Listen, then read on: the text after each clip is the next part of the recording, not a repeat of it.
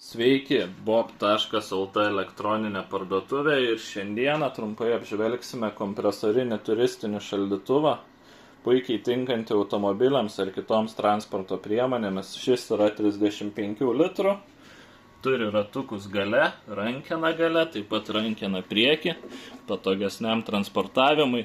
Veikia nuo 220, tai turi maitinimo adapterį nuo 220, taip pat 12 ir 24 voltai. Kaip matot, pajungta šiam momentui yra nuo 12 voltų, tai jis per perikurkės jungti. Elektros sunaudojimo sąnaudos yra 45 vatai maksimum, tai šiuo metu dirba maksimum režimu, įjungęs prieš kelias minutės ir vartoja 42-43 vatus. Per tas kelias minutės, kaip matau, pasiekė 0 laipsnių temperatūrą.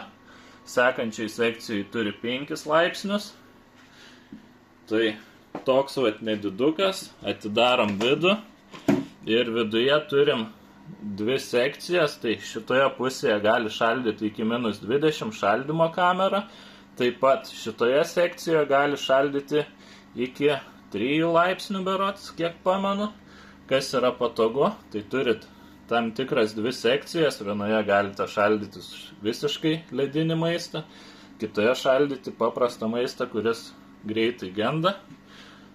Galime išimti perskyrą ir turėti vieną bendrą šaldymo kamerą arba vieną šaldytuvo funkciją, nusistačius tam tikrą režimą. Kaip matot, išėmiau kamerą, iš karto atsijungia viena dalis, įdedam atgal, turim abi dvi dalis, tai ganėtinai patogus, turi LED apšvietimą viduje, putų poliuretano užpildą, sveria apie 13 kg. Dabar prieikim prie ekraniuko, tai lengvai perprantamas ekranėlis, ganėtinai lengva naudotis, taip pat turi Bluetooth funkciją, kas yra didelis pliusas, tai galite prisijungti per Bluetooth prie jo ir naudotis per telefoną, reguliuoti jį ir panašiai.